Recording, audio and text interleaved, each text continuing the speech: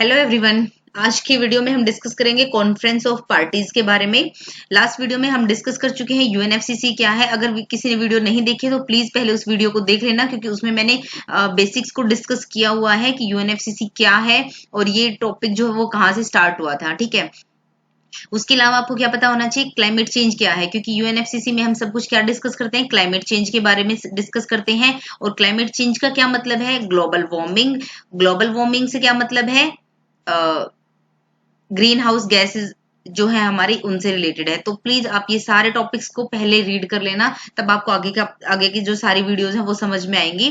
Link आपको description box में मिल जाएगा सबका। ठीक है, उसके बाद में कॉन्फ्रेंस ऑफ पार्टी जो है वो एक्चुअली क्या है, यूएनएफसीसी के बाद में ये यहाँ पे जो है वो पॉइंट ये रखा गया था कि हर साल जो है इनकी मीटिंग होगी, जो भी इसकी पार्टीज हैं यूएनएफसीसी की। ठीक है, और उनको नाम दिया गया कॉन्फ्रेंस ऑफ पार्टीज। ठीक है, तो जो फर्स्ट मीटिंग थी कॉन्फ्रेंस ऑफ पार्टीज की, जैसे कि यूएनएफसीसी 1994 में फोर्स में आया था, तो फर्स्ट मीटिंग 1995 में हुई थी बर्लिन में। ये सारे जो पॉइंट्स हैं ये इतने ज्यादा इंपॉर्टेंट नहीं है, बस मैं आपको थोड़ा सा आइडिया दे रही हूँ। जो इंपॉर्टेंट है वो क्योटो प्रोटोकॉल है, कॉन्फ्रेंस ऑफ पार्टीज थी। क्योटो प्रोटोकॉल के बारे में मैं डिस्कस कर चुकी हूँ, वीडियो का लिंक आपको डिस्क्रिप्शन बॉक्स में मिल जाएगा, वो काफी ज्यादा इंपॉर्टेंट है। उसके बाद में जो नेक्स्ट इंपॉर्टेंट है वो आपकी कोप 21 है, बट उससे पहले एक दो वीडियोस में और बनाऊंगी बीच की जो कोप हैं उनके बारे में, क्योंकि उनके बारे में चाहे पूछो या मत पूछो, उनके बीच में कुछ कुछ पॉइंट्स ऐसे हैं जिनके बारे में आपको पता होना चाहिए। ठीक है, सो ये थोड़ी सी कोप की डिटेल है। अगर आप देखोगे तो कोप 98 99 में हुई थी, कोप 5 है, ठीक है, जो कि बॉन में हुई है। देन ये आप देख सकते हो कोप 8 जो है वो न्यू दिल्ली में हुई है। इस तरीके से इनमें जो है वो काफी कोई ज्यादा इंपॉर्टेंट पॉइंट नहीं है जिनके बारे में डिस्कशन किया जाए, लाइक आपकी इस एग्जाम में आए।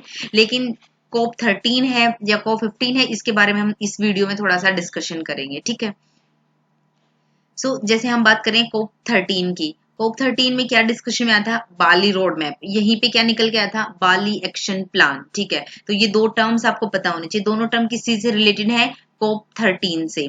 सो बाली रोड मैप क्या था, was adopted at the 13th COP conference of parties and the third meeting of the parties. जो मीटिंग ऑफ पार्टीज भी बोला जाता है एक अलग इनको, जैसे ये तो कॉप की तो 13th है, लेकिन एमओपी या सीएमपी की कौन सी मीटिंग थी, थर्ड मीटिंग थी इन दिसंबर 2007। ये जो है ये पार्टी जो रखी गई है ये क्योटो प्रोटोकॉल के बाद रखी गई थी, क्योंकि क्योटो प्रोटोकॉल जो है वो 2005 में जाके फोर्स में आया था। तो उसके बाद से जो मीटिंग्स हो रही हैं उनको हम सीएमपी से कंसिडर करते हैं। तो ये कौन सी मीटिंग थी, सीएमपी 3 इन बाली। ठीक है, उसके बाद में इसके ऑब्जेक्टिव्स क्या क्या है, incentives for countries to reduce greenhouse gas emission that affect climate change। ये ऑब्जेक्टिव्स हैं, मतलब ऑब्जेक्टिव रखे गए थे इस मीटिंग के, लेकिन रिजल्ट्स क्या आए हैं वो डिफरेंट है। तो आप एक बार देखो ऑब्जेक्टिव क्या क्या थे इनके। Next, determination of collaborative action for post 2012 strategy and rules.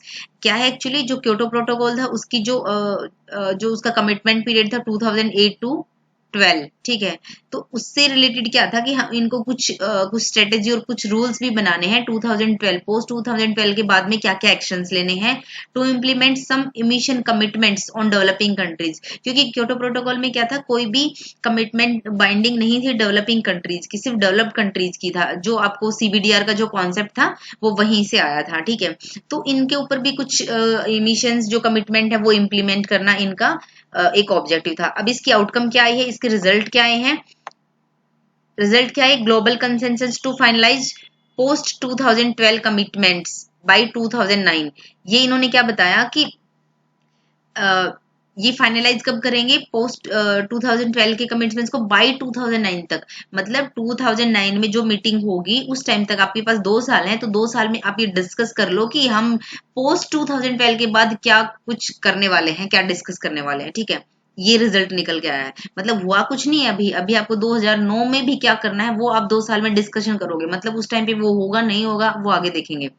हाँ, ये क्या हुआ था, ये मेन पॉइंट है, अडेप्टेशन फंड लॉन्च किया गया है। तो आपको बाली एक्शन प्लान से क्या है, एक तो पॉइंट ये है कि बाली एक्शन प्लान कौन सी कोप है, ठीक है, कहाँ पे हुई थी, ये सारा पॉइंट आपको। दूसरा पॉइंट क्या है इंपॉर्टेंट, अडेप्टेशन फंड इसमें लॉन्च किया गया था, ये इंपॉर्टेंट है जो आपको पता होना चाहिए। Agreed upon UN read, read क्या है, reducing emission from deforestation and forest degradation, ये आपको पता होना चाहिए। आपने देखा होगा प्रीवियस ईयर्स के क्वेश्चंस, तो रीड प्लस पे क्वेश्चंस आया हुआ है। ठीक है। तो रीड क्या है और रीड प्लस क्या है ये आपको पता होना चाहिए। तो यहाँ पे इसमें जो है वो एग्री हुए थे इस पॉइंट के ऊपर।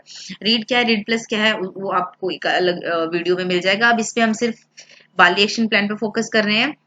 बाली एक्शन प्लान क्या है, discussion on mitigation and adaptation to climate change. Mitigation क्या है, अडेप्टेशन क्या है, इसकी मैं वीडियो बना चुकी हूँ, लिंक आपको डिस्क्रिप्शन बॉक्स में मिल जाएगा। ये टर्म काफी ज्यादा यूज होगी, इसीलिए मैंने सेपरेट वीडियो बनाई है, मे बी 4 मिनट की वीडियो होगी, एक बार आप देख लेना। So discussion on mitigation adaptation to climate change, इसके ऊपर डिस्कस किया गया। जो बाली एक्शन प्लान, टेक्नोलॉजी का ट्रांसफर किया जाएगा बाय जो डेवलप कंट्रीज हैं उनसे डेवलपिंग कंट्रीज के अंदर, जैसे कि क्योटो प्रोटोकॉल में हमने डिस्कस किया था। उसके बाद में क्या, मेजर्स फॉर फाइनेंशियल रिसोर्सेज, तो फाइनेंशियल रिसोर्सेज के बारे में डिस्कशन हुआ था। ये जो है बाली एक्शन प्लान था कि ये चीजें हमें करनी है, यहाँ से डिस्कशन में आया था।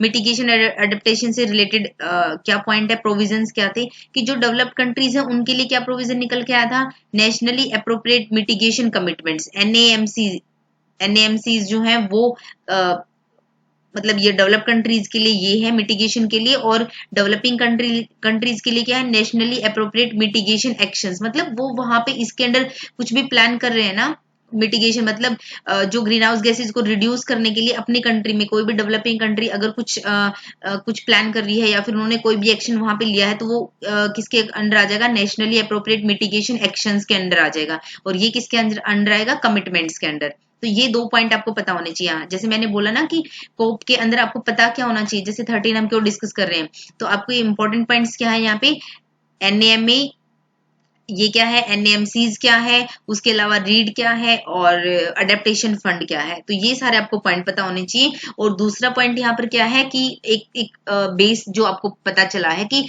जो ये बीच की जो मीटिंग्स होती रहती हैं इनमें क्या है, क्यों हम सिर्फ क्योटो प्रोटोकॉल को और पेरिस एग्रीमेंट को ही इतना डिस्कशन में लाते हैं। लाइक क्योटो प्रोटोकॉल में उन्होंने कुछ डिस्कशन किया था, अब ये बीच में क्या कर रहे हैं, बस कुछ फंड लॉन्च किए हैं, या फिर ये डिस्कशन करेंगे कि 2009 में क्या करना है, 12 के बाद क्या करेंगे। फिर कोई कंट्री, सारी में देखना आपको यही पॉइंट मिलेंगे, किसी में डेवलप कंट्री मान नहीं रही है कि हमें इतना फंड देना है, ठीक है। कभी डेवलपिंग कंट्रीज नहीं मान रही हैं कि हमें कुछ कमिटमेंट करने हैं, कि वो डेवलप कंट्रीज पे इल्जाम लगा रही हैं कि भाई तुम डेवलप हो चुके हो, तुमने इतना जो है ये ग्लोबल वार्मिंग किया, हमने तो अभी कुछ किया नहीं है। तो इस तरीके की ही सारी मीटिंग्स में डिस्कशन चलता रहता है, और कंक्लूजन जो है वो निकल के आता है आपका।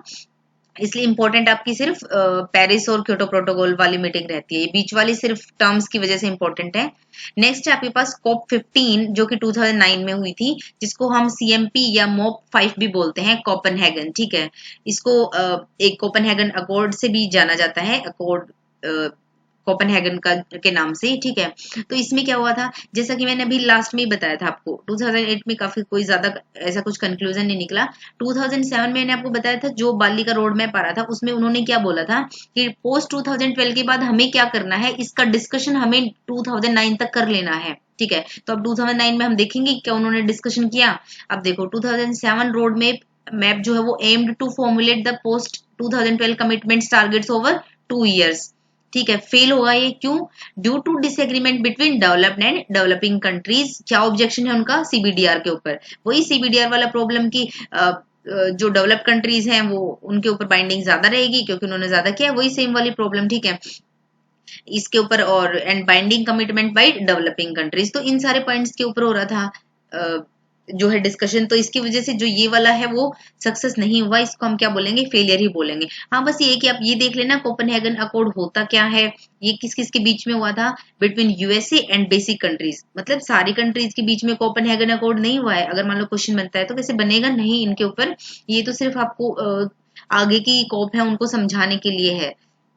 किस किस के बीच में बना है, ब्राजील, साउथ अफ्रीका, इंडिया और चाइना, ठीक है, और USA, इनके बीच में बना है, बेसिक कंट्रीज के बीच में। और this is a non binding. तो यहाँ से जो आप अगर आप देखोगे कि इसके जो मेन पॉइंट हैं वो क्या है, प्रोविजंस देख लेते हैं पहले इसके। International cooperation for 2 degree Celsius heat rise control from earlier industrial जो इरा है वो एरिया उससे, ठीक है। Develop countries will agree to provide 100 billion in aid annually from 2020। ये जो डिस्कशन है ये क्योटो से चलता आ रहा है कि उनको ये देना है, and 30 billion between 10 to 12 for adaptation and mitigation in developing countries, इस चीज के लिए वो एग्री हुए हैं। Developing countries will agree to work on NAMA, developing जो कंट्रीज हैं, जैसे कि 2007 में आया था ये पॉइंट, तो अभी जो है वो डेवलपिंग कंट्रीज एग्री हुई हैं। और डेवलपिंग कंट्रीज किस में एग्री हुई हैं कि वो ये कट करेंगे। इतना सब कुछ आप देखोगे कि आप बोल रहे हो कि भाई ये एड देने के लिए वो मान गए, इसके लिए मान गए, तो हम इसको फेल क्यों बोलते हैं, फेलियर क्यों बोलते हैं? फेलियर इसलिए बोलते हैं, पहला पॉइंट तो ये है कि ये जो है वो बेसिक कंट्रीज के बीच में हुआ था, सिर्फ 5 के बीच में, बाकी सब के बीच में नहीं हुआ था। फर्स्ट पॉइंट तो यही है। और दूसरा पॉइंट ये है कि एक नॉन बाइंडिंग है, मतलब इन्होंने बोल दिया कि इस पे वर्क करेंगे, लेकिन जरूरी नहीं है कि करेंगे, क्योंकि कोई बाइंडिंग नहीं है, वो कर भी सकते हैं, नहीं भी कर सकते। ठीक है, ऊपर से जब इन्होंने बोला है कि ये ऐड देंगे, फंड देंगे, इसकी कोई गारंटी नहीं है, क्योंकि कोई बाइंडिंग थोड़ी है, सिर्फ हाँ बोल दिया, लेकिन वो होगा नहीं होगा इसकी कोई